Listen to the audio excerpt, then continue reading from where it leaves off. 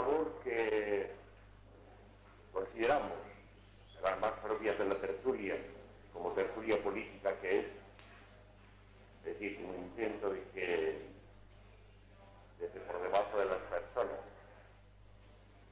se diga y por tanto se haga algo con este sello personal, aunque tantas veces bendecimos, como tertulia política que es, entre sus labores más pertinentes, consideramos que es la de disolución del alma, psicoanálisis, en sentido primigenio, no convertido todavía en una especie de saber aquello que era el descubrimiento de lo que uno no sabe, uno, yo sé, uno, la persona. En este psicoanálisis, este intento de disolución del alma, es en el que estamos y en el que os propongo insistir en el día de hoy. Tal vez en las últimas sesiones se ha insistido un poco demasiado en la oposición simple entre la persona, lo que es cada uno, lo que se sabe que es, lo que dice su documento de identidad, que le convierte automáticamente en una unidad del conjunto, por tanto, un siervo, un cliente, que forme parte de la masa de individuos. No hay más que masa de individuos, no hay otra especie de masa. Y frente a ello, lo que no es eso, lo desconocido, lo que pueda quedar por debajo de uno, como soy yo, cuando no soy nadie, sino cualquiera que dice yo en cualquier momento. Lo que es, por tanto, pueblo que no existe, y gracias a eso actúa, gracias a su no existencia. Lo que es el lenguaje mismo, el lenguaje de verdad, por oposición a las jergas de la cultura, a las jergas de periodistas, filósofos, científicos y demás. En fin, las cosas desconocidas que no existen, que están ahí pero que no existen. Y a lo mejor conviene que volvamos al par de esta distinción fundamental entre la persona y lo otro, que no se sabe, a recordar que hay una zona intermedia a la que obligamos ahora a fijar la atención. Una zona intermedia que en esta estructura del alma o del yo que, ya lo sabéis, no soy yo, sino todo lo contrario.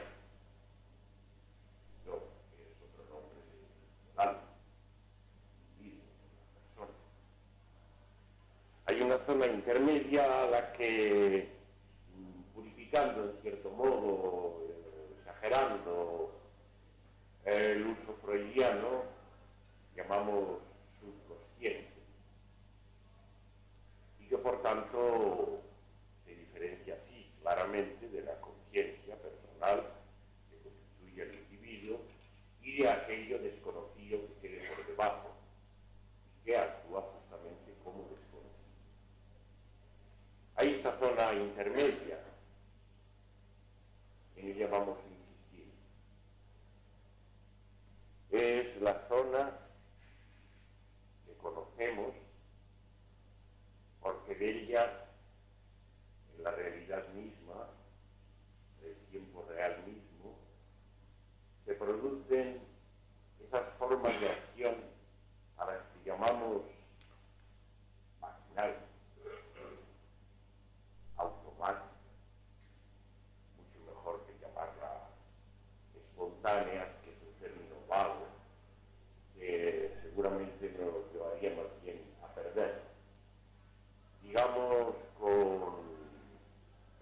término este griego automático, o con esta metáfora de las máquinas que no en vano, al ser invenciones nuestras, tienen que ser algún reflejo, revelación de nosotros mismos, maquinal.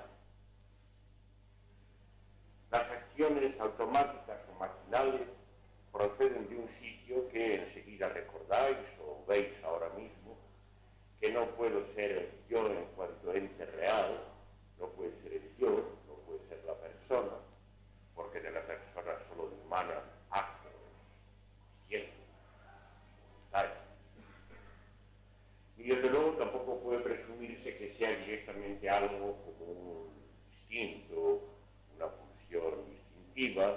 En esto Freud sin duda se equivocaba, y hay la necesidad de distinguir entre lo verdaderamente desconocido, lo consciente. Y esto es lo que estamos ahora, que es lo subconsciente. No pueden tampoco proceder de ahí, como se supone que proceden de ahí, pues, los gestos, los movimientos, los procesos de los otros seres que se llaman vivos, plantas, bichos, o incluso los procesos de lo que ya no se considera animal. Y el motor, por tanto, está claramente fuera de toda intención personal del que lo hace o al que le sucede, de toda conciencia personal de ello, de toda voluntad. De manera que proceden de otro sitio y son, por tanto, este tipo de acciones con los que todos los días nos encontramos, las que nos revelan esta especie de zona intermedia entre lo personal y lo impersonal, entre el yo y el ser, entre lo consciente y voluntario y lo no existente y desconocido, pero que está ahí. Esta zona intermedia. Todos recordáis, porque como digo, os lo encontráis todos los días, los hechos a los que me refiero.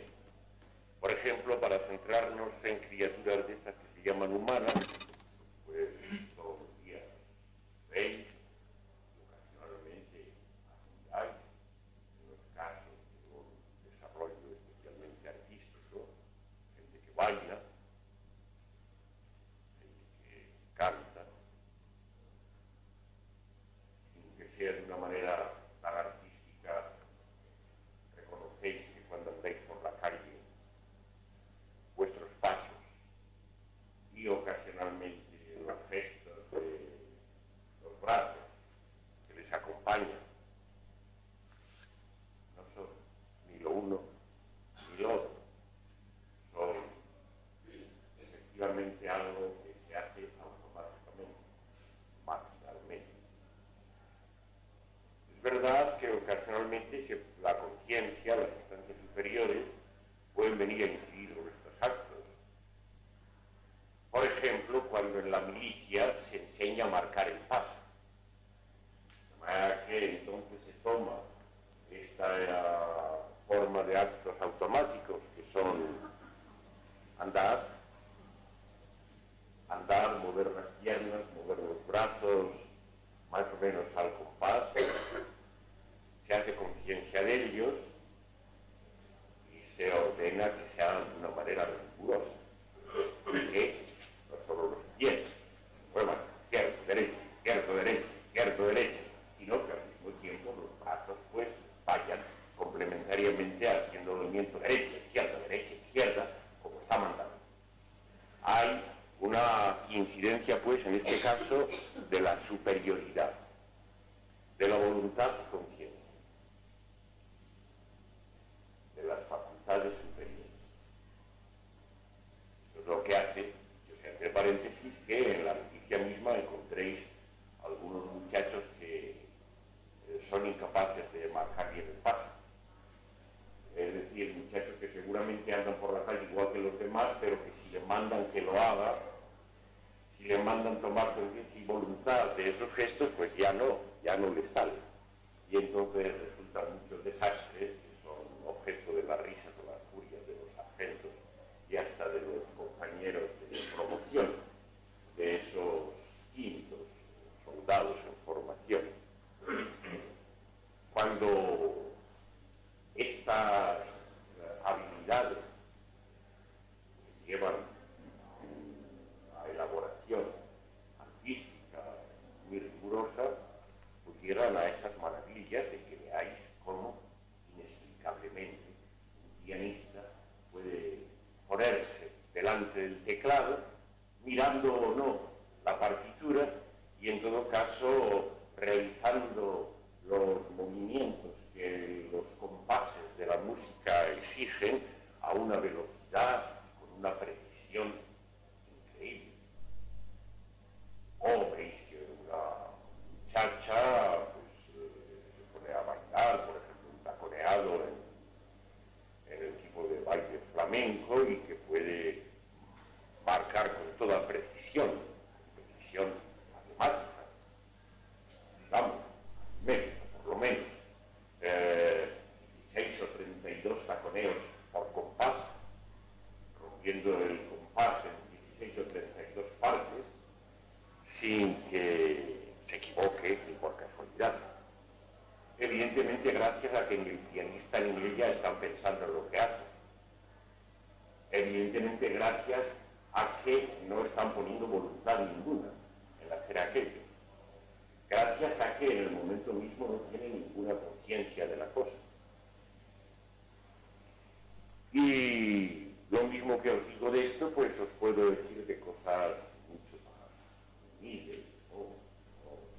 Puede quedarse igualmente admirado de cómo cualquier mecanógrafo, pues, que ha aprendido bien a escribir a máquina, puede manejar un teclado relativamente complicado y escribir con tantas pulsaciones por minuto, no son las que se exigen en las oposiciones habituales para que eso marche bien, y que lo hace tanto mejor cuanto menos sabe quién lo que está haciendo, cuanto menos quiere comenzar a hacer lo que está haciendo. Parece que en el caso de la bailarina los pies y no ella lo están haciendo. En el caso del pianista o del mecanógrafo los dedos y no él lo están haciendo. Este es el tipo de acciones a las que hago referencia, pero muchas que constituyen el tejido mismo de la vida cotidiana.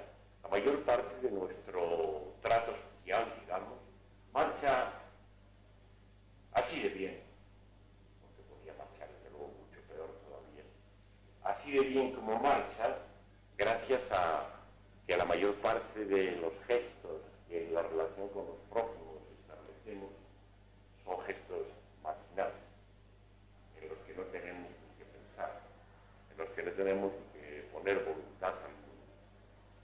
Es cierto que hay también aquí intromisiones, como en el caso de la milicia os mostré.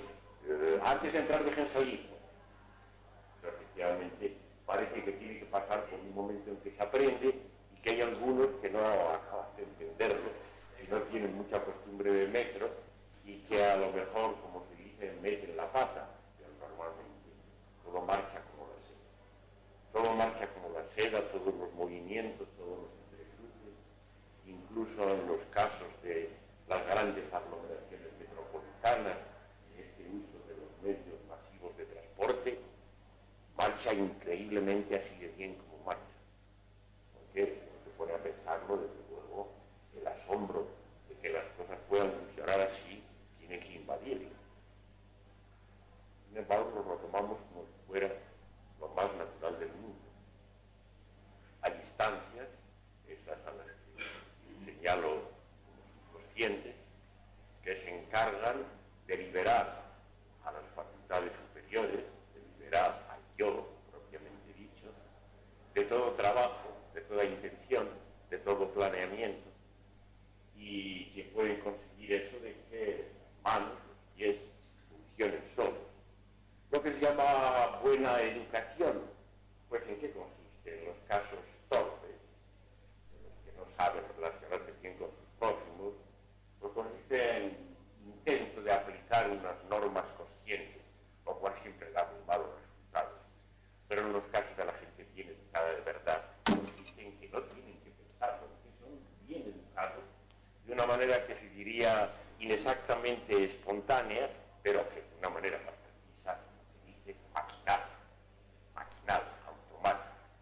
Y gracias a eso las relaciones sociales marchan así, normalmente, no hay más que tropiezos o desastres ocasionales, y generalmente pues todo marcha así.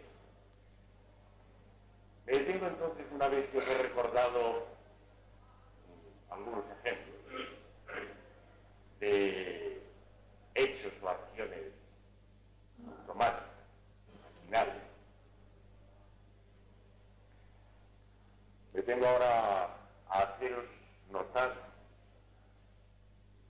lo absurdo de que estas cosas, sin embargo, se les atribuyan a las personas. Me fijo, por tanto, en los casos extremos. La bailarina consumada, el pianista consumada. Se les admira personalmente. Se les dan premios por lo bien que lo hacen. El pianista puede incluso en la cubierta de un disco desplazar al propio autor de la composición, porque la admiración se ha desviado de la fabricación de la pauta a su ejecución, especialmente brillante, sensitiva, perfecta, o lo que sea la ejecución del pianista en cuestión. Y esto le gana paga, honores, cubiertas en los discos, de manera que no cabe duda que todos estos actos están en contra de la verdad atribuidos a la persona. Porque si no, ¿qué sentido tendría? Que se le admirara personalmente, que se le retratara, que se le pagara, que se le hicieran entrevistas. Pues esta confusión tan fundamental es en la que sobre todo quiero poner cimiento, porque esto sucede a cada paso. Y en todos los ejemplos que os he traído, os encontraréis con lo mismo. Hay una especie de error que consiste en que en vez de limitarnos a agradecer, que haya instancias conscientes que nos liberan de tener que pensar, tener intención, poner voluntad en una gran cantidad de actos. En vez de limitarse a agradecer esto, pues no. Este es el punto de la aberración. Todo esto, al menos en los casos notorios como los del arte que he recordado, se atribuye a la persona. Bueno, hablando de estos, la candidata a taquimecanógrafa tiene que dar las pulsaciones que se le exigen y hacerlo de la mejor manera, y entonces con eso puede ganar su puesto.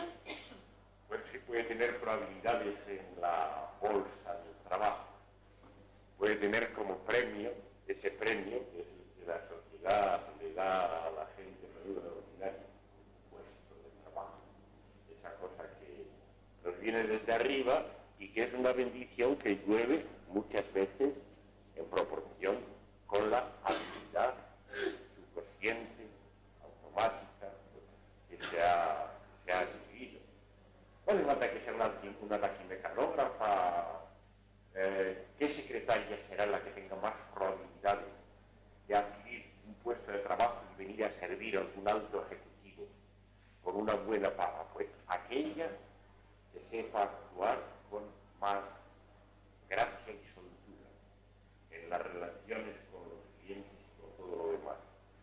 ¿Y qué quiere decir gracia y soltura en la relación con los clientes? Quiere decir maquinalidad. Y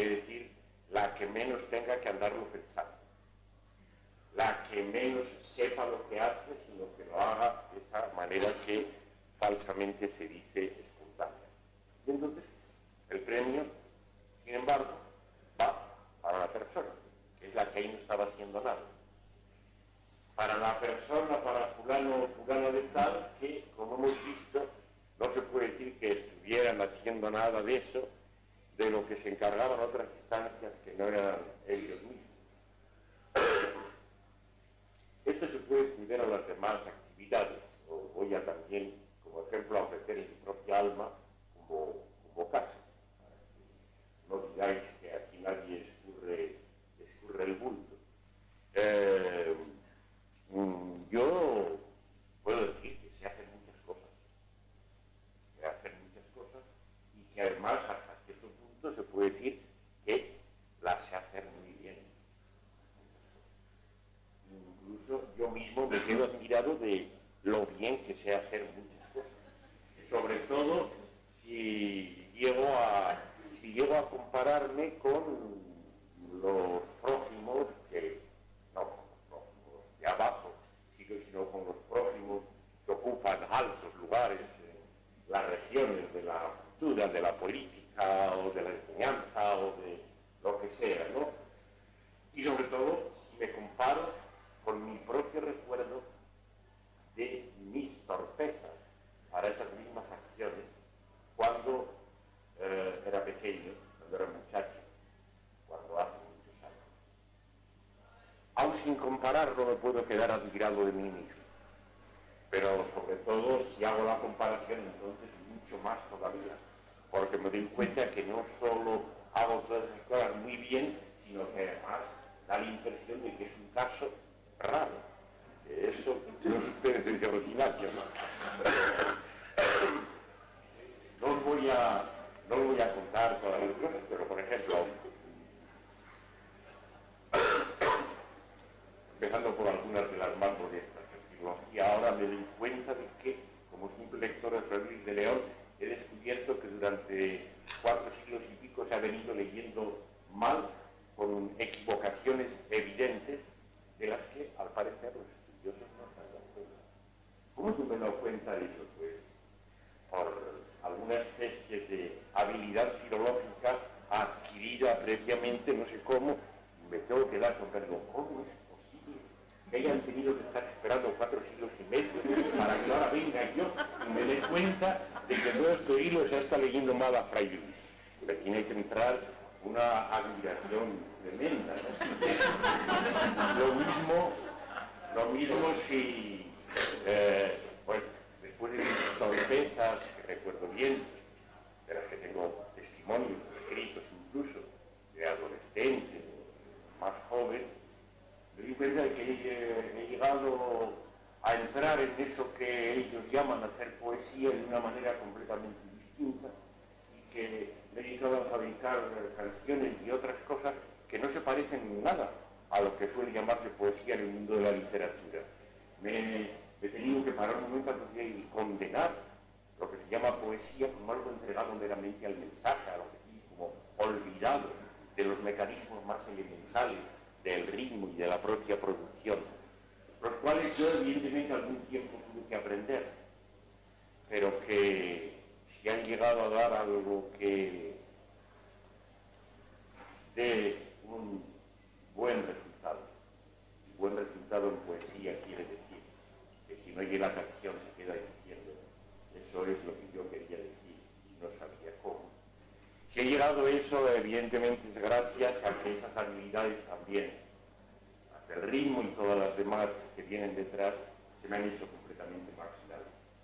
He dejado de tener que tener una conciencia y una voluntad respecto a ello. O cuando aquí en esta tertulia, bueno, por un lado, practico esto que llamo dejarse hablar, y me dejo hablar, sin haber apenas preparado nada de lo que voy a decir en cada sección, y contando con vosotros,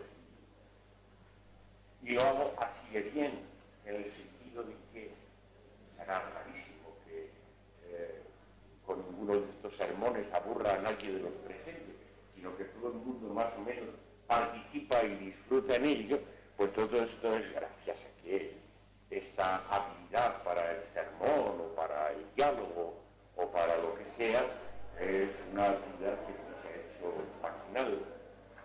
Y digo, ¿cómo puedo yo tener que ser el que venga a descubrir que el principal enemigo en el régimen que hoy padecemos es la persona individual y que las rebeldías estaban equivocadas precisamente porque desconocían a este enemigo? Un enemigo tan simple que estáis hartos de oír enunciar de diferentes maneras de esta tertulia.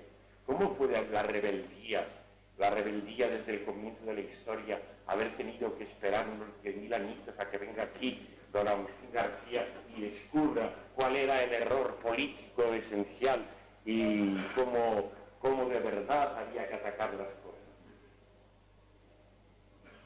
Bueno, como esta admiración que yo pudiera tener por mí mismo, ya que he decidido sacar también mi propio ejemplo, para que lo digáis, como esta admiración que yo voy a tener por mí mismo es un absurdo, es tan absurdo como lo que antes he dicho respecto a la atribución personal de los logros artísticos al pianista o a la bailarina. Como esto es absurdo, debe resultar por tanto revelador. Esto no puede ser así. Algún error hay en todo esto. Claro, hay que añadir, para que no nos equivoquemos, que esto de hacer las cosas bien, por ejemplo, el hablar, el hacer canciones y descubrir en gramática o donde sea, es una cosa que es relativa. Así como yo ahora me doy cuenta de qué torpemente lo hacía hace 30 o 40 años, así si viviera de aquí por 500 años, una cosa así, a lo mejor me volvería sobre esta situación actual y encontraría que todavía esto era demasiado torpe, que estaba todavía muy cargado de personalidad, de conciencia, de voluntad. La verdad que apenas hace falta deciros que la cosa es relativa. Pero es muy absurdo. Es muy absurdo que yo, al considerar estas cosas que me parecen que son ejemplos de bien hacer, de hacer bien, me las atribuya. Piense que son cosas. Y ahora, el Almaduro podría dar más. Es que ha tenido que esperar el mundo, porque entre otras habilidades como las que os he recordado, pues tampoco me he contenido en los límites de las artes del lenguaje en el sentido más estricto, de gramática, de poesía y cosas así, psicología. Me he metido sin tener especiales habilidades nativas para ello, por un lado con las matemáticas, por otro lado con la música. Esto es importante, porque evidentemente, aunque cualquier muchacha puede llegar a bailar, hay grandes diferencias. Las hay que aprender enseguida, y las hay que tardar mucho. Y lo mismo sucede con las artes musicales, aquí hay grandes diferencias. Entonces, no es que yo vaya a decir que la habilidad para las matemáticas o para la música sea algo así como natural, como si fuera un instinto, pero evidentemente la gradación que se demuestra cuando se llega al periodo de enseñanza, cuando ya los niños han aprendido a hablar, y entonces tienen que aprender o intentar aprender otras artes, la diferencia es muy grande. Y yo tengo que reconocer que mis habilidades ni para la matemática ni para la música eran grandes, sino que quedaba sin duda por debajo del término medio, si era el caso, por lo menos si me acuerdo bien de mis periodos de aprendizaje, en contra del cual tampoco me he privado de meter la nariz, algo más que la nariz, en esos ámbitos. Entonces, ¿cómo puedo decir? ¿Cómo hay que haber estado esperando a que se intente introducir en una reflexión matemática la noción de todo y descubrir su incompatibilidad con la noción de infinito y como cualquier infinitud que esté sometida a la condición de todo es necesariamente una falsificación. La simpleza. Esta simpleza que vosotros ya aquí más que oírla la habéis visto utilizar. ¿De dónde diablos puede venir? ¿Cómo me puedo yo atribuir personalmente ese descubrimiento? O al cabo de los años me he puesto a fabricar músicas elementales con un arte al que llamo estos años música de verbo, ¿no? Música de ojo, música es lengua, normalmente. Es decir, pensando, sin duda primero teóricamente, que la lengua hablada ya de por sí, la propia organización de las frases y la sucesión de las palabras, tiene una especie de insinuación o germen de música, es decir, de juego, no ya con el ritmo, sino también con los tonos, suele llamar notas. Y entonces, bueno, después de pensar teóricamente, me he atrevido a hacerlo por las buenas, incluso en reuniones públicas, ahora no lo voy a hacer, dedicarme a canturrearle a la gente algunas de estas músicas que nacen de la lengua misma, del propio lenguaje. Y la verdad es que no sé qué pensaré dentro de 500 años, pero de momento estoy, bueno, relativamente, no seguro, pero sí animado en pensar que este ejercicio también tiene sus sentidos. No sé cuántos más ejemplos de habilidades de mí mismo podría iros sacando aquí. Yo creo que bastan ya para haceros sentir que es mi deseo el absurdo de la atribución. Supongo que muchos de vosotros, aunque no seáis tan aparatosos como en mi caso, pues podéis hacer observaciones también respecto a las cosas ocasionalmente queridas que cada uno se dedique a hacer. La atribución a la persona se denuncia por sí sola, no tiene sentido, no tiene sentido. No os voy a decir, volviendo a la consideración general de las acciones maquinales, no os voy a decir que esta soltura y gracia con que ocasionalmente uno puede llegar a hacer las cosas sea comparable con la gracia y soltura con que nos parece que las hacen los animales, por ejemplo, y todo el resto de la gente extraña a la humanidad que vemos por ahí. Todavía no se puede comparar. Es como si a través de este desarrollo de las habilidades maquinales aspiráramos a ser tan graciosos, tan sueltos como las jirafas o los delfines. No podemos aspirar a, como decía Abel Martín en sus últimas lamentaciones, o navegar en el azul del día, como navega el águila en el viento sobre la sierra fría, segura de sus alas y su aliento. Segura quiere decir despreocupada. No segura en el sentido de los que venden seguros, es decir, de los que tienen previsto el porvenir y cuentan con una promesa firme de logro de ese porvenir, sino al revés, despreocupada.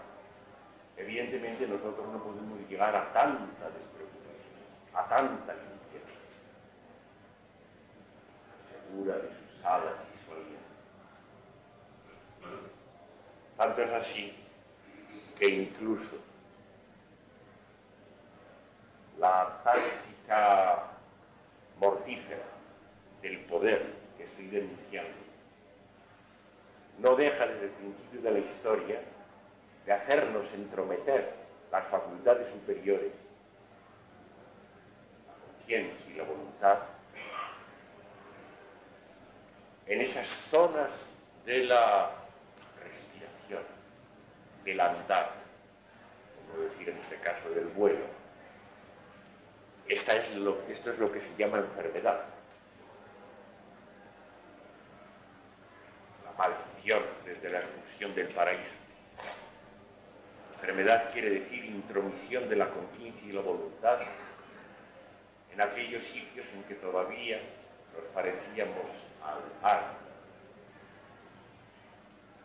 Conciencia y voluntad en la respiración, en la circulación, en la función, en el sudor, en cualquier otra de estas operaciones, que a lo mejor nos salían tan bien si no hubiéramos tenido que meter la pata y darnos cuenta de que saber que respiro, y si entro más adentro, palpito, no suele decirse todavía palpito, suele decirse me late el corazón, pero vamos, podríamos, lo mismo que decimos tan injustamente, respiro,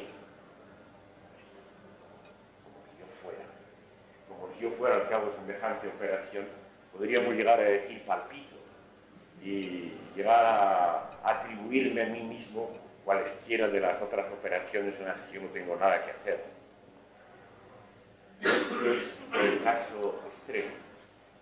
El error se manifiesta también así. La conciencia y la voluntad ha llegado a meterse no ya en las zonas en las que os invito a manteneros esta noche, sobre todo subconscientes, sino en otras de más abajo, hasta en aquellas cosas que nos podían quedar de distintivas, de realmente no sabidas, como la respiración, el sudor, el amor,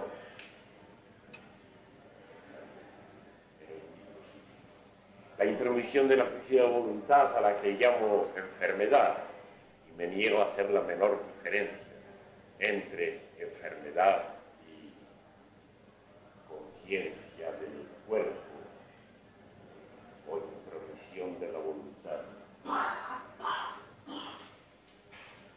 En el régimen del bienestar, culminación de la historia, ¿cuál es la gran enfermedad? Es precisamente el grado máximo de intromisión, la profilaxis.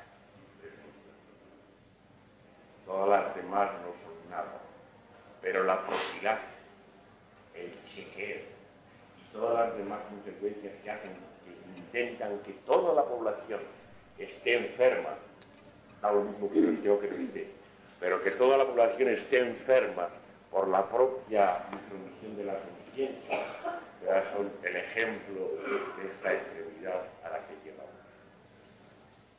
No es posible que emulemos al águila en el viento de Abel Martínez. No es posible que lleguemos a tanto con nuestras habilidades subconscientes, marginales, pero desde luego deberíamos agradecer hasta donde fuera preciso el tenerlas, que gracias a ellas podamos parecernos en algo, en parte, en cuanto a gracia y soltura, con aquellos otros que de verdad no tienen conciencia ni voluntad ninguna de lo que hacen. Es verdad también que tenemos que aprender a bailar, aunque se sea muy despierto.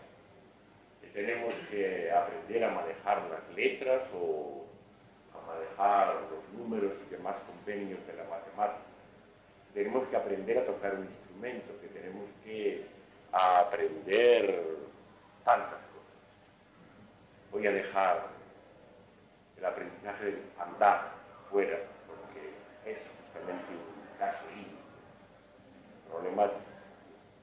En general, se piensa que hasta tenemos que aprender a andar. Sobre todo si recordamos que en algunos de los casos de los niños abandonados de sociedad humana, como el niño del Aveyron, que recordáis con la memoria de Ita acerca de él, un niño puede llegar a aprender una locomoción equivocada, en ese caso la de los cuadrúpedos. De manera que incluso podríamos decir que hasta andar tenemos que aprender.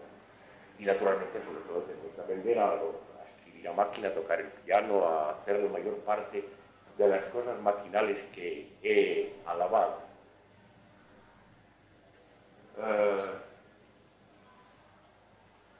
Pero ahí se pasa. Gracias al aprendizaje, y esta es la contradicción, consciente, voluntario, mandado desde arriba, sea que el que lo mande sea el sargento o sea mi propia voluntad, eso es igual. Por medio de este paso del aprendizaje consciente y voluntario, viene un momento en que todo aquello se hunde, se olvida de conciencia, se libera de la conciencia y de la voluntad, y es entonces cuando empezamos a hacerlo bien, cuando deja de ser nuestro personalmente. Es entonces cuando empieza el milagro de que los pies bailan solos, de que los dedos escriben a la máquina solos y todas las demás maravillas de que os he estado hablando, gracias a esa subsunción en lo subconsciente, a ese olvido de conciencia y de voluntad. Termino apuntando dos cosas.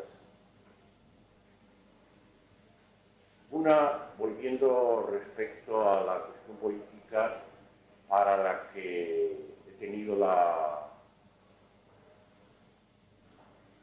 humildad o soberbia, no sé cuál de las dos cosas, de presentaros el ejemplo de mi propia alma y ofrecerla a la disolución.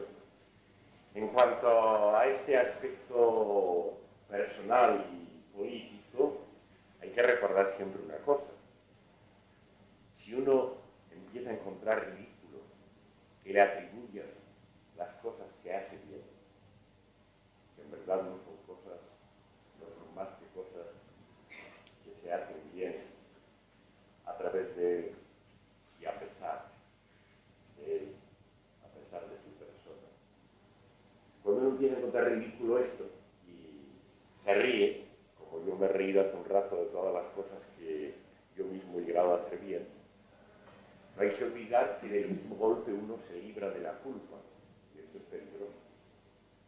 Porque si uno se libra de la atribución personal de las cosas que hace bien, evidentemente del mismo golpe uno se libra de la atribución personal de las cosas que hace mal. Yo personalmente puedo estar todo el tiempo, como cualquier persona real, con su nombre propio, teniendo remordimientos de conciencia, sintiéndome herido por algún insulto que otro, lo mismo que a lo mejor me siento halagado por algún elogio que otro. Confieso, por volver a mi propia alma, que me pasa esto menos que lo primero. Ya hace mucho tiempo que los elogios no me hacen casi nada.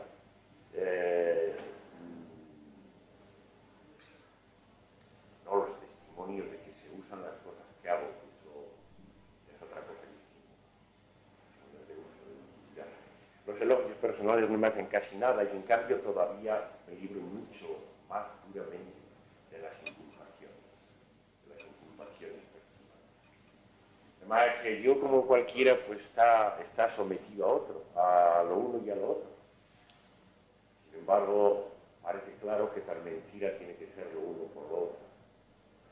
Alguien muy malo, muy malicioso, podría decirme, claro, tú has venido a descubrir que las cosas que tú haces bien no las haces tú, para que de la misma manera se descubra que las cosas que haces mal tampoco las haces tú y por tanto librarte de toda culpa. Pero para plantear las cosas así, como te dije, que hace falta ser muy malo, hace falta ser también demasiado mal intencionado. Dejemos las cosas sin interpretación, presentándolas como las he presentado. Y aquí lo voy a dejar. No he hablado del lenguaje, porque he dejado que el lenguaje hable. Y por suerte, intentar esta táctica que siempre os recomiendo, dejarse hablar. No habla uno, sino dejarse que el lenguaje hable. Pero no debéis olvidar que todo este mecanismo de las actividades maquinales, toda esta zona subconsciente, está primariamente fundada en el lenguaje y en el hablar. Es ahí donde, de una manera primaria, se funda esa región subconsciente. He tenido de tener en otros ejemplos algo más superficiales.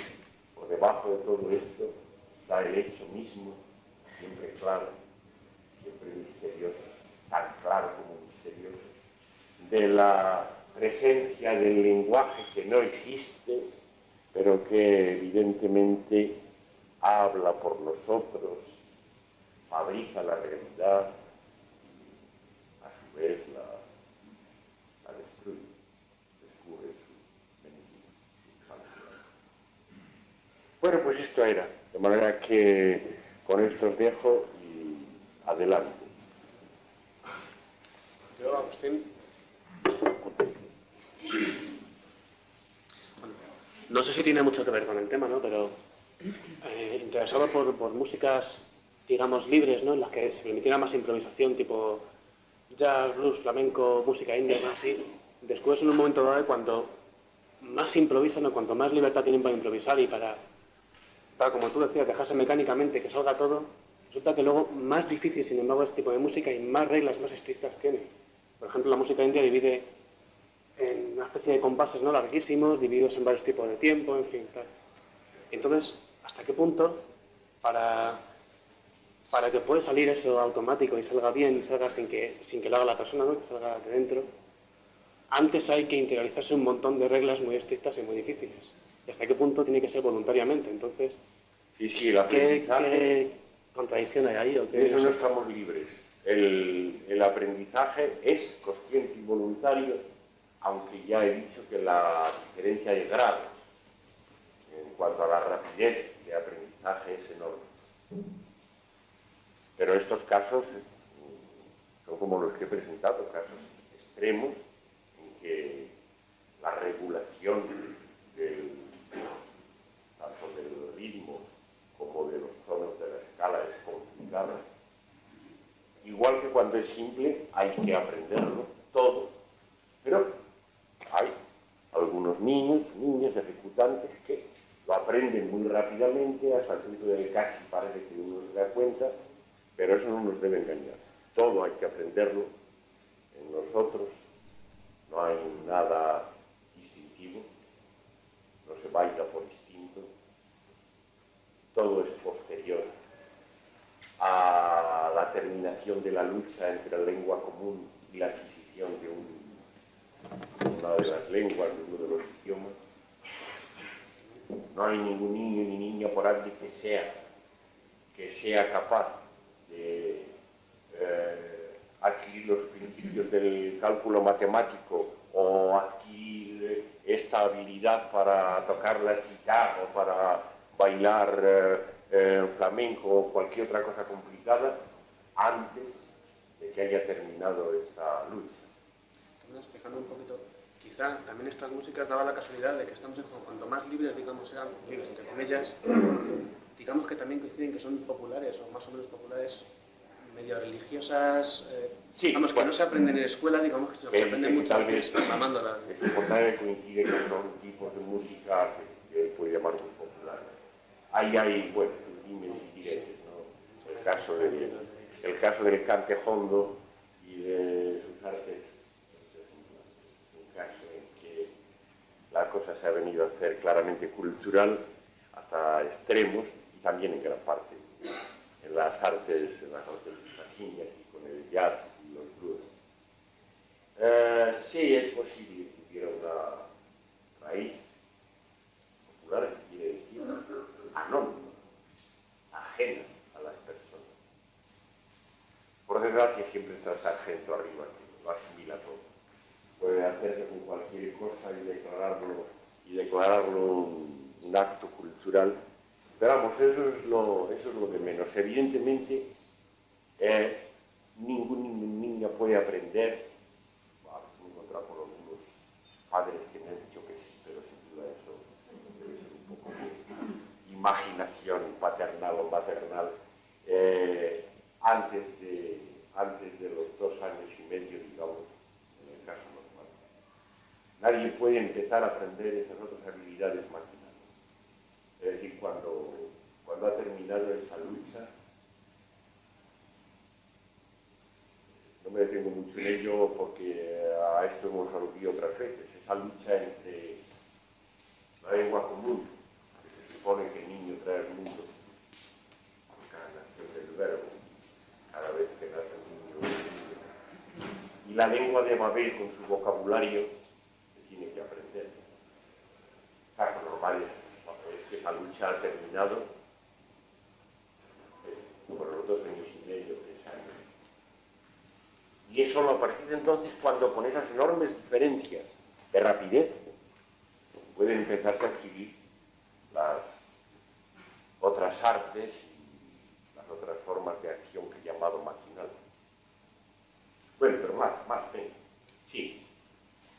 Sí, respecto al comportamiento maquinal en el cual uno se libera de la conciencia y por lo tanto es un comportamiento bueno, a mí también se me plantea que también podría ser un arma de doble filo, porque por ejemplo a través de la educación también uno aprende unos roles que le van dando, y a través de los roles que tienen un comportamiento estereotipado se puede dar la paradoja que uno va aprendiendo sus roles hasta que de forma inconsciente pues uno se termina convirtiendo en un ciudadano demócrata que vota porque tiene que votar, o que consume pero que no tiene ninguna conciencia de que consume, sino que consume que lo básico y el orden natural es consumir. Por lo tanto, incluso ese automatismo de estos comportamientos estaría en la dirección contraria, no sería liberador, sino que viene el camino de la sumisión, ¿no? Por supuesto. Sirve para uno y para el otro. Yo mismo he sacado ejemplos. El más claro, el de aprender a marcar el paso en la vida. No se puede decir nada más claro. Efectivamente sirve también para eso. Sirve para que la superioridad, a través del sargento, te enseñe a marcar el paso. Por tanto, a participar en los desfiles patrióticos y todas las demás porquerías que tienen ligadas con esto, no cabe duda. Puede servir para eso. Llegar a votar maquinalmente, hombre, es que es un poco exagerado. No creo que se pueda comparar con lo de marcar el paso, ¿no? La prueba de que, en general, los actos de servicio al Señor, como ir al supermercado o ir a votar, nunca llegan a ser tan maquinales, es que te los están recordando y machacando todos los días por la televisión y demás. Si estuvieran seguros de que te los tienen ya metidos, pues qué más que ya lo tienen. Pero tienen que hacerte todos los días tomar conciencia de la mayor parte de esos actos. Ahora, eso no es negar lo que has dicho. Efectivamente, este mecanismo y esta zona del subconsciente, lo mismo que he dicho, que es tan de agradecer porque nos libra de enorme cantidad de pejigueras de la vida cotidiana, desde luego, puede servir y sirve, como en el caso del paso militar, para la sumisión, para la obediencia. Y es una forma intermedia entre el yo del alma y el yo del carnet de identidad, porque incluso por la pregunta que acabas de hacer, no forma parte del yo automático del yo del carnet de identidad, porque es una forma intermedia. Porque si uno no hace las cosas que hace consciente y voluntariamente, no se le pueden atribuir. No son del alma, no son de Dios. Míralo por el lado de la justicia. No se obstina la justicia por los siglos y los siglos para determinar la culpa y por tanto el castigo, en la necesidad de la conciencia, de lo voluntario, de lo consciente, de que uno es responsable de sus actos. Tiene que estar la justicia segura de que uno consciente y voluntariamente ha hecho lo que ha hecho, hasta el punto de que puede venir cualquier abogado defensor, demostrar que aquello que sucedió en una enajenación más o menos transitoria, y entonces ya la justicia se queda sin poder atribuir, sin poder echar la culpa. No, no, el alma está constituida por la culpa y luego conscientemente por esa atribución que he puesto en ridículo de las cosas bien hechas también a la persona, a la que ocasionalmente puede premiar la cultura o el gobierno por cosas que personalmente no ha hecho nunca.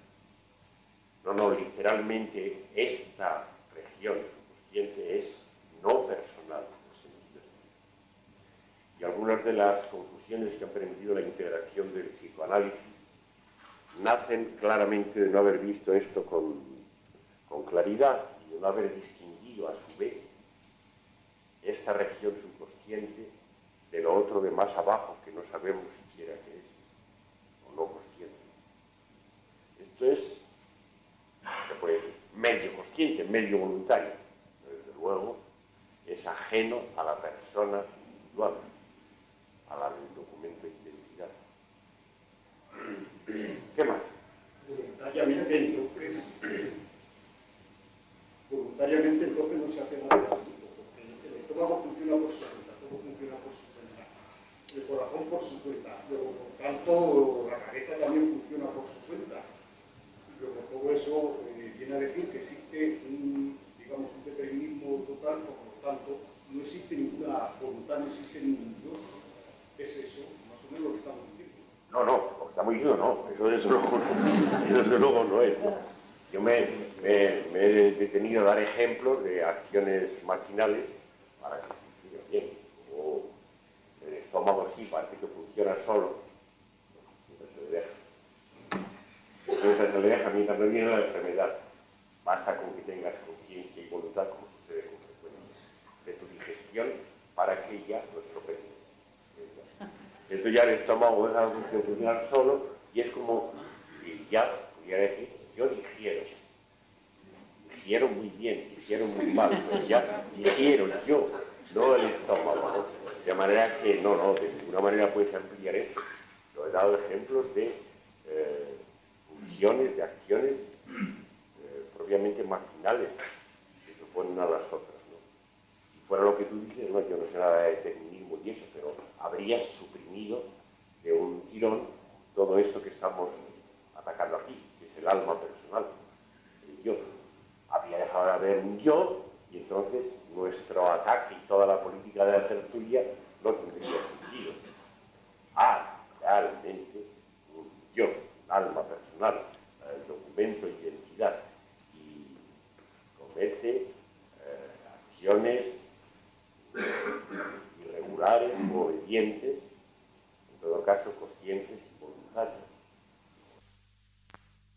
No cabe duda.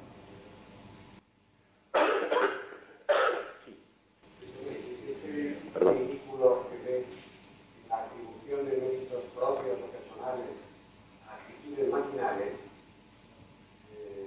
creo que hasta cierto punto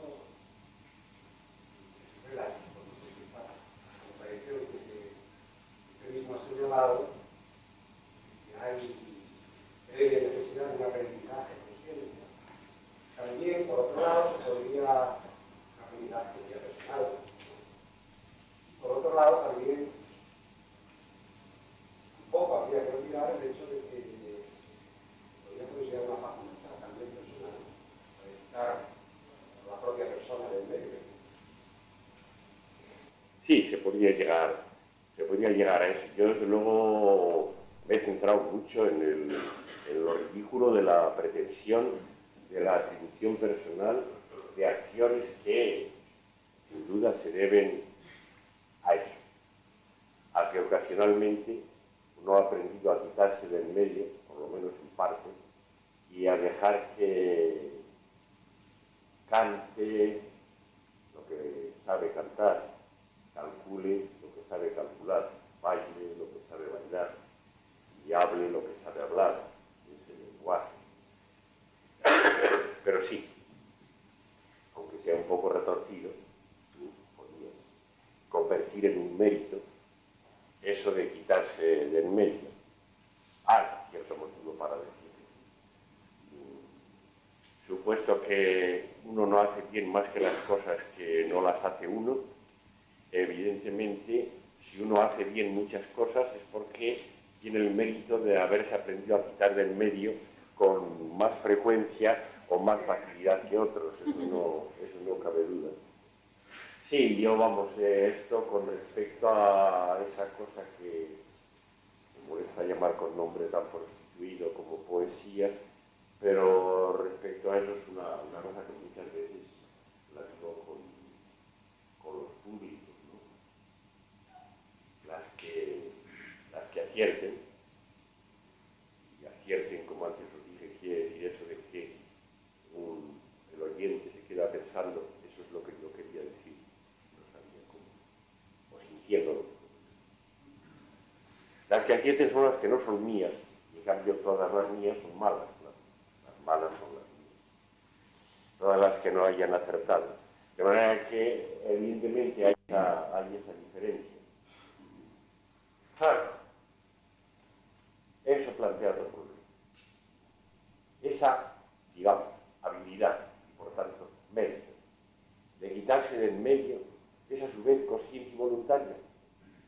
Es una cosa que resulta un poco absurda, pero muy interesante analizar. O sea, ¿cómo va a ser consciente y voluntaria si es una acción que va contra el propio yo de una manera tan declarada? ¿Cómo la persona se va a dedicar a quitar del medio a la persona? Por mucho que estimemos que el masoquismo sea una regla, y lo es, que a lo mejor la tendencia al suicidio esté muy justificada, desde luego no se puede llegar a pensar que es la persona la que se dedica a quitar del medio a la persona. Por tanto, yo no puedo decir que esa habilidad y por tanto mérito me sea atribuible a mí ni a nadie personalmente. Es una cosa que sucede que evidentemente viene de algún sitio de fuera, porque yo personalmente nunca podría hacer otra cosa que lo que está mandado, es decir, dedicarme a la reafirmación, al engordamiento, a la seguridad de mi persona. Eso es lo que está mandado. Y la persona, ¿qué otra cosa va a hacer más? De manera que este es el trance en que nos coloca propuesta o sugerencia.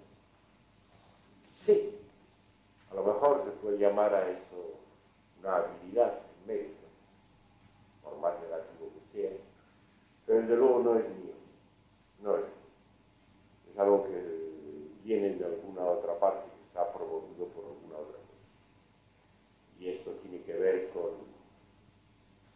aquello en lo que no he querido entrar, que son las zonas de más allá, lo desconocido, está el lenguaje, y luego está la verdad por oposición a la realidad. Hay a lo mejor alguna cosa como verdad en cuanto a lo contrario de realidad. Hay alguna cosa por ahí fuera que a uno, a pesar de uno, le incita o lo empuja a quitarse del medio, como reconociendo que real como es uno, tiene que ser falso, porque no hay más realidad que la falsa. Da un sitio así que se hace mejor siempre no nombrar, pero que ahora profesionalmente me he permitido llamar verdad, por contraposición a la realidad, de algunos psiquiatrías tendría que venir, pero de uno mismo no. Uno mismo no puede hacer otra cosa que lo que está mandado. Es decir, hacerse a sí mismo un hombre, o por lo menos una mujer de hombre, y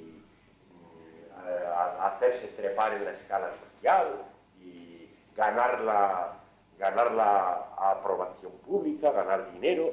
No puede hacer más que eso. Uno está para eso. Sí, pero te ruego que te pongas de pie porque yo atrás no te oigo. Yo me pregunto que en ese dejarse hacer, ¿qué diferenciaría a un psicópata de un hombre virtuoso? De un virtuoso, bueno, pues no sé, digamos, o sea, el psicópata es un sujeto, pues un psicópata asesino que en cierto modo se deja hacer, o se deja, no sé. Y luego pues hay personas altruistas, bondadosas, no sé cómo ponerle el nombre, que se pueden de alguna manera, pues, o sabios, que se dejan hacer, virtuosos en el sentido de sabio, no sé, ¿cuál es la diferencia entre...? Bueno, no, espera un poco porque no sé si te he cogido muy bien. Yo desde luego, vamos, diferencia esencial ninguna. Es decir, hay que empezar por analizar el caso de tu psicópata y psicópata asesino. No, psicópata, no sé, uno que va puteando al prójimo sin saber cómo, pero que lo hace. Y el virtuoso. Habría que liberar a ese psicópata, como a veces la propia justicia hace, de conciencia y de voluntad, pero ni que si tiene que yo no lo hago aquí, ni os invito a que lo hagáis. Todo lo que puedo decir es que tiene una forma de conciencia, una forma de voluntad que no está de acuerdo con las normas sociales establecidas, las que determinan el virtuoso, pero que no por eso tiene menos carga de conciencia y de voluntad.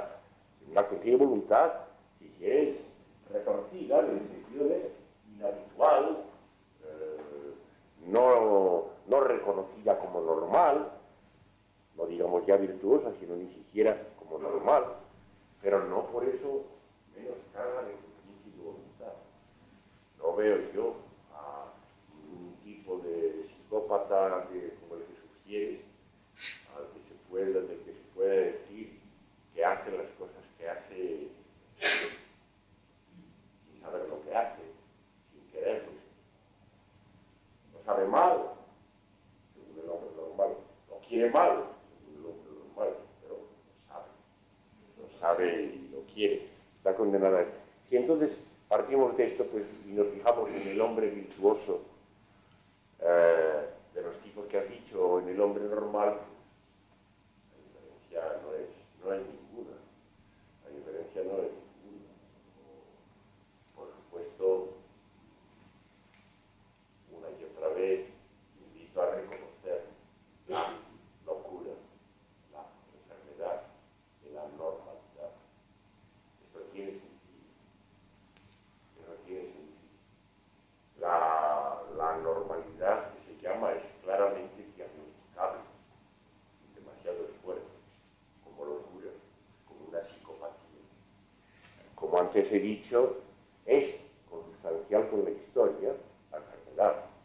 Y entre las otras enfermedades, pues esta, ¿no? Evidentemente, la norma social y los tejemanejes para la obediencia a esa norma son enfermos. Diagnosticables como enfermos, como locos, con mucho trabajo.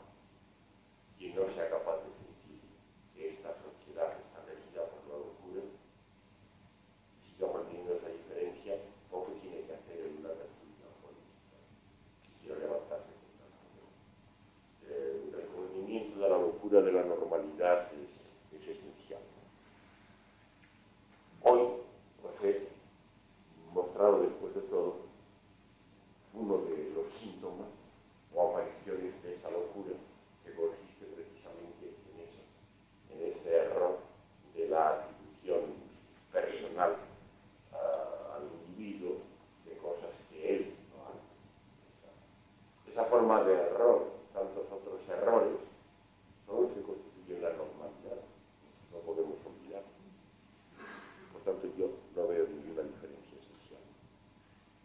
luego haya ese tipo de psicópatas, sino gente que haya, como se dice, perdido la conciencia y la voluntad, que vague como un fantasma, es otra cuestión. Pero bueno, no vamos tampoco a intentar ahora distinguir los tipos de locura. Me importa mucho más que os fijéis en el mayoritario, en la locura de la normalidad. ¿Qué más? De los dos disfrutar y muy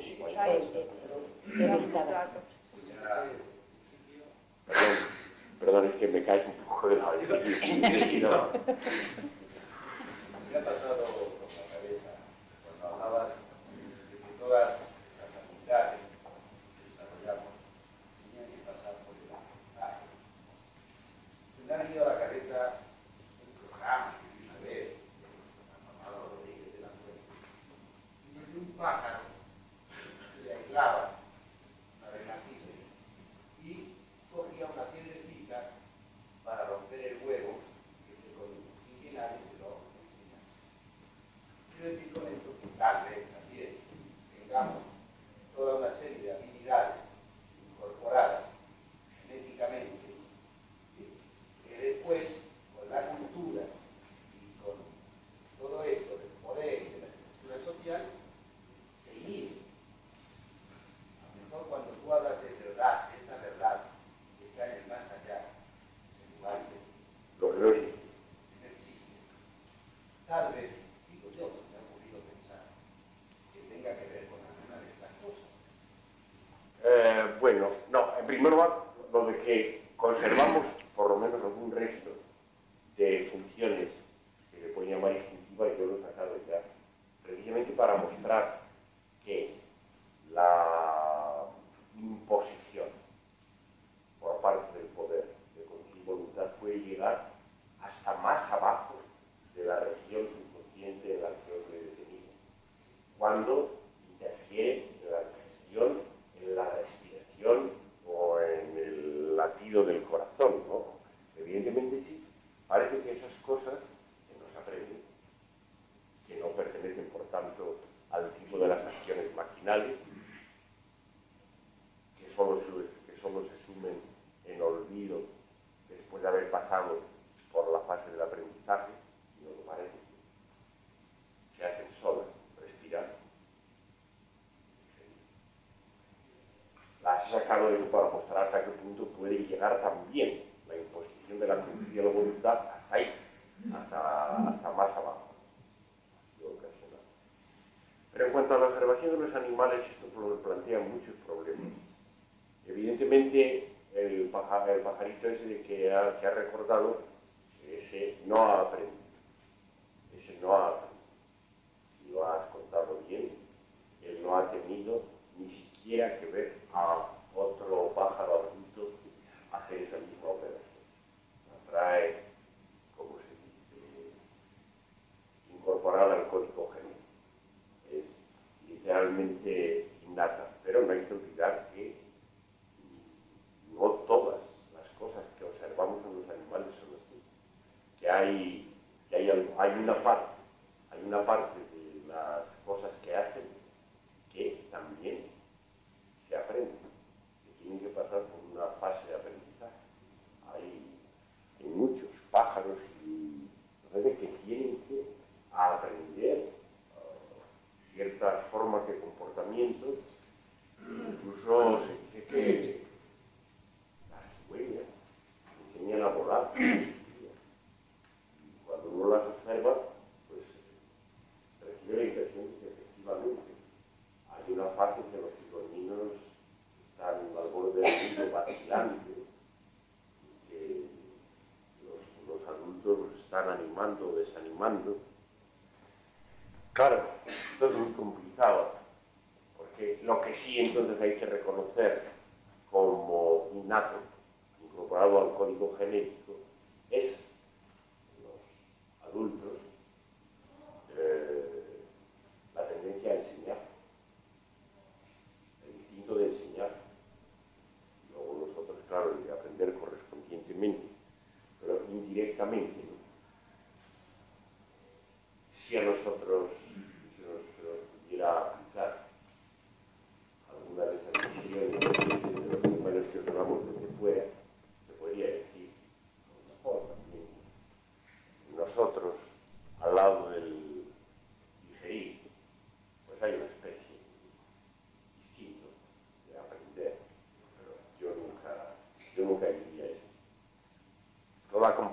los animales es siempre peligrosa porque los vemos desde fuera. No solo con los animales, sino con todos los humanos también que no caen dentro de la historia. Históricos y todo eso. Que no dan testimonio acerca de sí. Pero siempre estas sugerencias son bien recibidas. A ver, perdón, adelante. Vamos a ver, has utilizado el concepto de automatismo y maquinismo, y yo personalmente también lo he unido al de, bueno, pues ahora se me, pero no te preocupes con esto, Sí.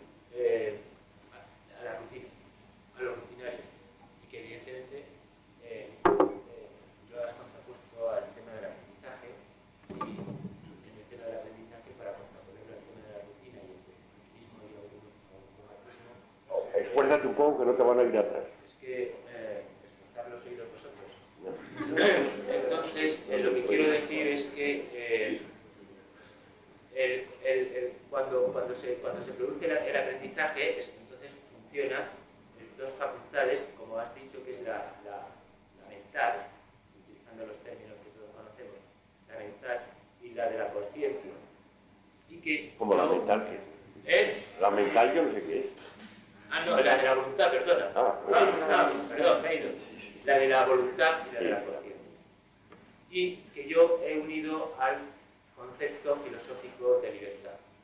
Es decir, que evidentemente en el aprendizaje utilizamos el concepto filosófico de libertad uniéndolo a esas dos facultades, al de la voluntad y al de la conciencia, mientras que el automatismo, el maquinismo y lo que yo digo rutina, evidentemente no aparece esos dos conceptos y por lo tanto no aparece el concepto filosófico, esas dos facultades y por lo tanto no aparece el concepto filosófico de libertad.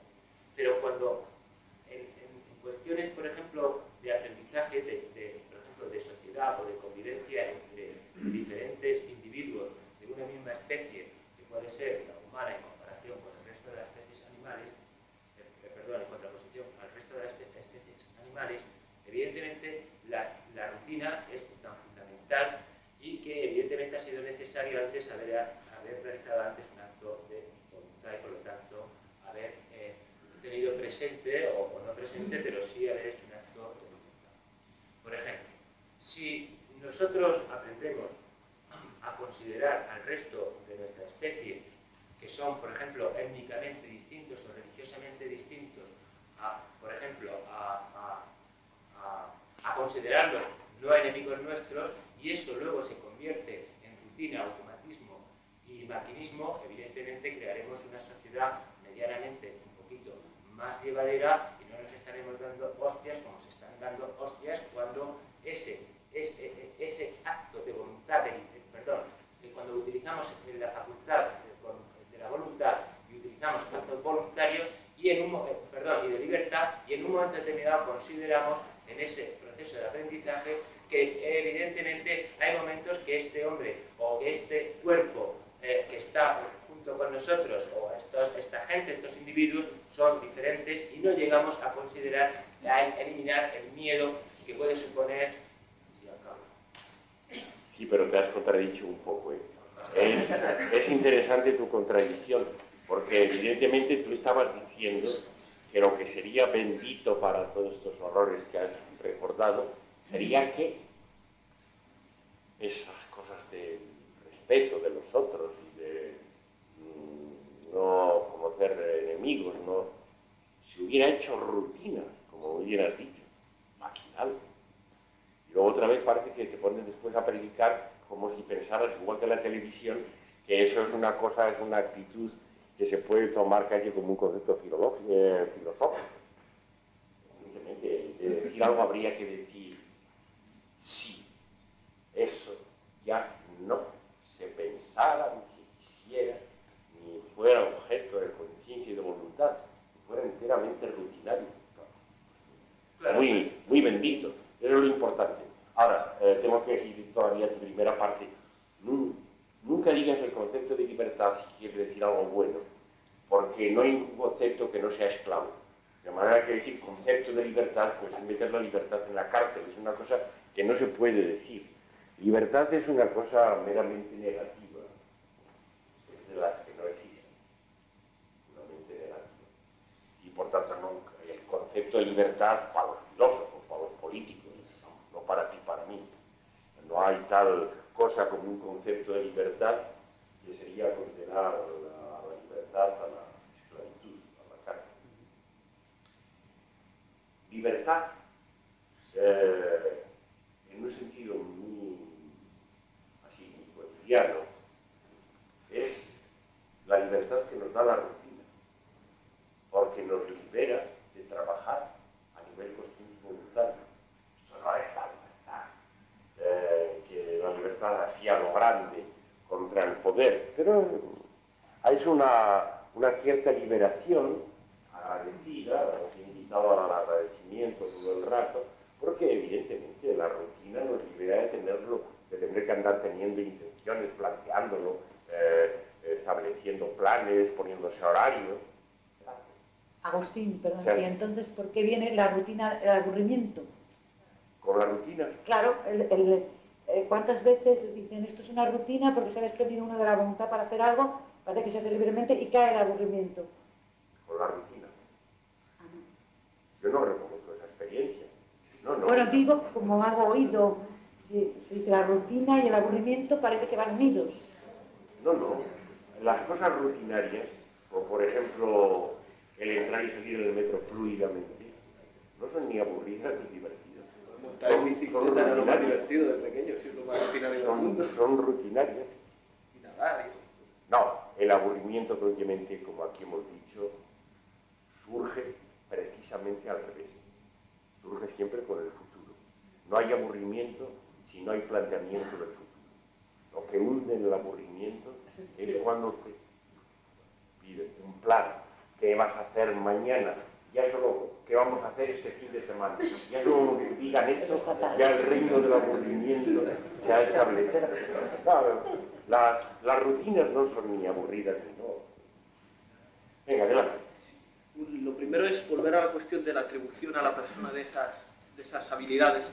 Y a mí es que me estaba quedando un resquemor, porque claro, dices que sí, que no te podemos a ti atribuir a lo mejor lo de la poesía o traducciones o estas cosas, pero bueno, podemos decirte que tu trabajo te ha costado antes, has tenido que estudiar mucho para hacer eso. Suele decir la gente, ¿no? Que bien baila, pero su trabajo le ha costado, se ha tirado 20 años. No. Además está en la línea de lo que hemos reconocido, que para las actividades maquinales es previo un aprendizaje, ¿no? Que es consciente y voluntario. A salud de lo de trabajo. Hombre, la verdad es que en casos tan deliciosos como los que a mí me tocan y yo os he recordado, hablar de trabajo ni siquiera en el aprendizaje es un poco excesivo, ¿no? Yo apenas recuerdo una etapa de mi vida en que me lo haya pasado mal, estudiando y, por tanto, adquiriendo habilidades y aprendiendo. Apenas. No, déjame recordar porque, vamos, tampoco quiero ser extremista, ¿no? Puede que en algunos casos, por decirlo de una manera indirecta. Vamos, en todo caso, trabajo, aunque la gente lo diga como tú lo dices, trabajo quiere decir pasárselo mal, si no, no es trabajo. Digamos así, de una manera más neutra, que evidentemente ha tenido que ver en eso, como en todo lo demás, un periodo de aprendizaje intencionado, consciente, voluntario, a veces tormentosamente voluntario, con dudas de si sí o de si no, de si por aquí o por allá. Pero por esa cuestión del aprendizaje iba a la segunda parte, que era, me estaba acordando todo el rato del diálogo este de Platón, no sé si es en el Fedón o en el Fedro, en el que se habla de las matemáticas. En el Menón. En el Menón. A mí, desde luego, las matemáticas siempre Vamos, me supongo que te refieres a lo del descubrimiento de la irracionalidad del lado con respecto a la diagonal, ¿no? El saber de las matemáticas del esclavo. Sí, ese es el Menón. Pues ahí precisamente se decía que el esclavo no había aprendido nada. Es decir, que eso lo sabía y además ese saber le venía de otro sitio. Lo que has dicho, la verdad. Y además, vamos. Solo se preguntaba una cosa, si sabía hablar. Por supuesto. Vamos, eso ni siquiera era otra necesidad, por supuesto. Sabía hablar. Y como he dicho, todos los desarrollos de estas otras actividades son consecutivos y fundados al lenguaje. Ma es que, claro, Platón ya en ese diálogo y sobre todo más tarde tergiversó esta voz de Sócrates, porque quiso, es nuestro pecado constante, convertir en real aquello que está por debajo de la realidad. Y entonces desarrolló toda una teoría de las ideas que a todos os suena, que es una forma de esclavizar el descubrimiento. Pero la voz de Sócrates, que todavía en el Menón suena viva, está diciendo eso. Una vez que ya está establecida el fundamento del lenguaje, no hay más que en el diálogo, esto por supuesto es necesario, en el diálogo con preguntas y respuestas, dejar al lenguaje que vaya por su camino. Y entonces, por ejemplo, descubre la inconmensurabilidad de la diagonal con el lado. No sin preguntas y respuestas. No sin preguntas y respuestas. Sería muy inexacto decir que la voz de Sócrates dice que si se le deja hablar al pensamiento de ideas innatas, que es una cosa, como digo, que vuelve del revés. Pero vamos, la voz de Sócrates siempre es así. Es la voz del reconocimiento de que, puesto que las personas reales en verdad no saben lo que hacen. Sócrates, lo mismo que me libra de culpa, me libra también de cualquier forma de enojo. Y Sócrates dedicó su vida entera a demostrar que no saben lo que hacen. Puesto que esto es así, entonces efectivamente se está diciendo que hay algo que a través de ellos actúa, sea en el cálculo, sea en lo que sea. Lo que pasa es que ese algo, aquí insistimos una y otra vez en que no existe, que lo hay pero que no existe. El error de Platón, como el de los filósofos y científicos en general, consiste en convertir esto en una especie de realidad, más allá de la realidad, una realidad ideal, como si la realidad corriente y movimiento no fuera ideal, como no es, porque no hay cosas sin ideas. Pero eso nos lleva muy allá. Otro día tal vez hablaremos sobre esto de las ideas. La última cosa. No es una matización, quiero recordar que es construir y poder hablar de algo, más que entrar en Sí, no es directamente la inconmensurabilidad. Sí. No, pero él pasa, sí. construir sobre la diagonal. Eso es, construir sobre la diagonal. Sí. Empieza con los dibujos incluso en la arena. El problema se plantea directamente así. Construir el cuadrado sobre la diagonal. Sí, no sé qué te queda. Con relativo a la cuestión de convertir todo eso en idea, estaría también la cuestión de separar las matemáticas del juego y del baile y de la música y de todas estas cosas, que después parece que han ocurrido en toda la tradición. Bueno, yo he tenido que estudiar filosofía, entonces he visto que ese diálogo es bastante importante y esas ideas de Platón sobre las matemáticas no aprendidas son bastante importantes y les llevan, a todos ellos les lleva prácticamente a construir gran parte de la ciencia y de todas las ideas que giran en torno al conocimiento y estas cosas, o incluso el aprendizaje, siempre poniendo al margen las matemáticas de cosas como el baile. No sé bien en qué sentido lo dices. Parece que el carácter de que las matemáticas no hubiese que aprenderlas, o que se supiese sin saberlas, requerían que son como técnicas, como habilidades, en el sentido de la traducción o del hablar una lengua. Y nadie creo que se atreva a negar eso. Que son habilidades en el mismo sentido que el baile. Pues la idea que les surgió a estos señores de por qué las matemáticas se sabía sin saberlas, las desligaba completamente de que fuesen técnicas. Como si el ejemplo de la irracionalidad de la diagonal con respecto al lado fuera ejemplo precisamente de matemáticas. Es ejemplo que en el Menón está bien sacado de la presencia sin más de eso de que hay, una vez establecido el lenguaje, hay formas de comportamiento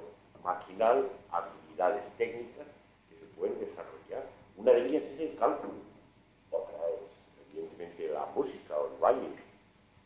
Vamos, para no recordar que a su vez la música del baile están con las matemáticas en una relación muy especial y que aunque tanto el uno como el otro se desarrolla a partir del lenguaje, evidentemente todavía se puede decir que el baile y la música son una especie de práctica matemática, son una práctica matemática, y el cálculo desarrollado por un cálculo, por un sitio por otro, es también un caso de práctica matemática, ¿no? Sí, no veo yo mucho motivo para esa separación.